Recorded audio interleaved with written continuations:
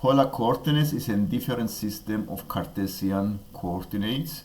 We use an angle and then distance from the origin. So we use the r and the theta.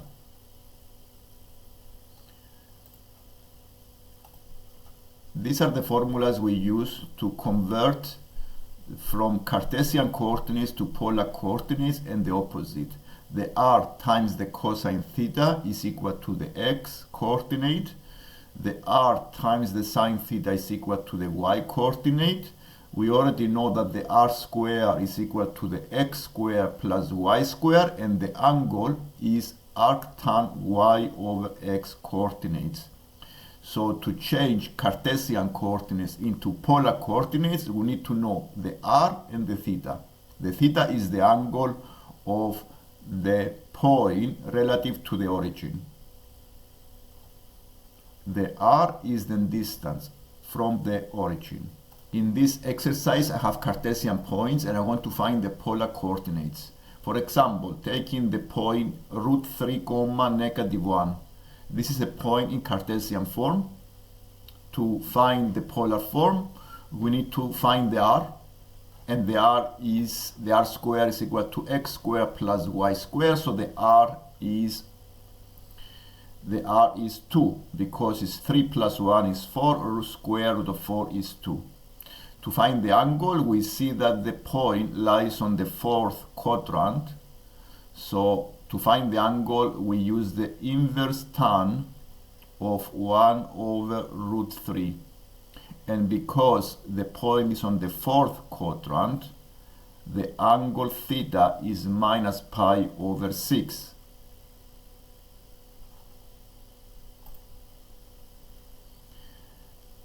In exercise 2, we have polar coordinates and we want to find the Cartesian coordinates. To find the Cartesian coordinates, we use the formula x equals r times cos theta, and the y is equal to r sine theta. If you take the case of A, the x is 6 times cosine pi over 6, which gives you 3 root 3. And the y coordinate is r times sine theta, so this is 6 times sine pi over 6, so this gives you 3. So the point for part A, 6 comma pi over 6, is 3 root 3 comma 3. The first one is r equals 2. So r square is equal to 4. By squaring both sides, we have r square equals 4. The r square is equivalent to x square plus y square. This is equal to 4. So this describes a circle with center the origin and the radius 2. The part B, we have the Cartesian equation, r equals 3 sec theta.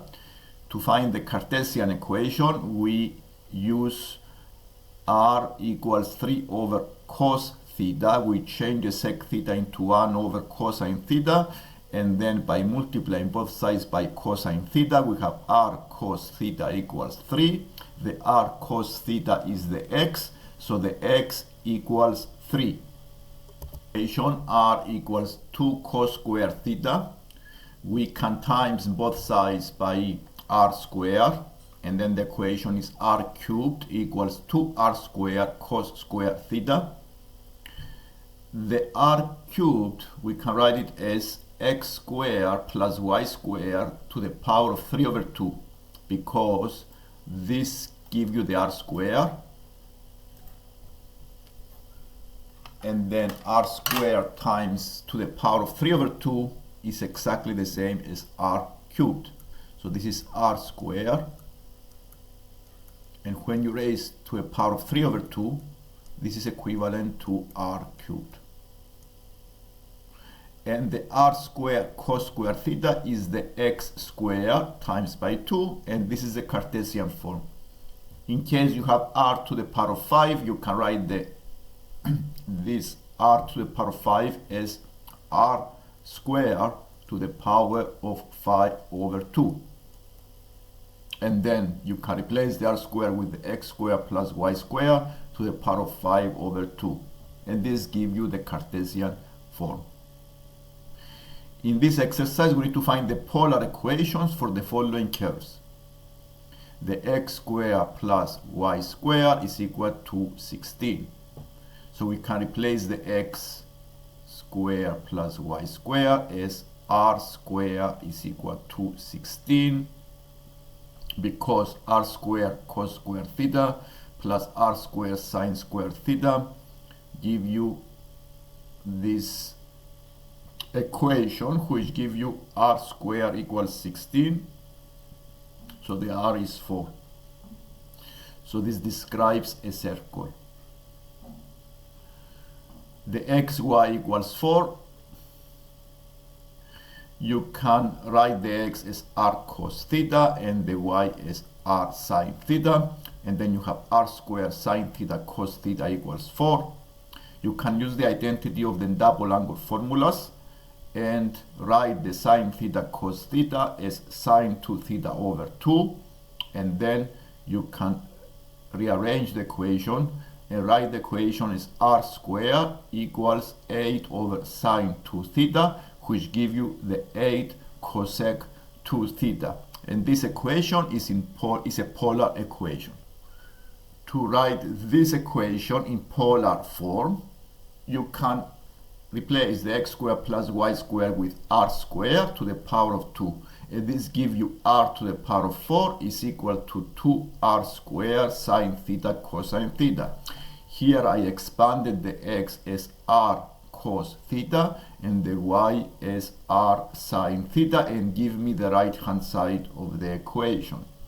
The 2 sine theta cos theta is the double angle formula for the sine theta. So I can write this as r squared equal sine 2 theta.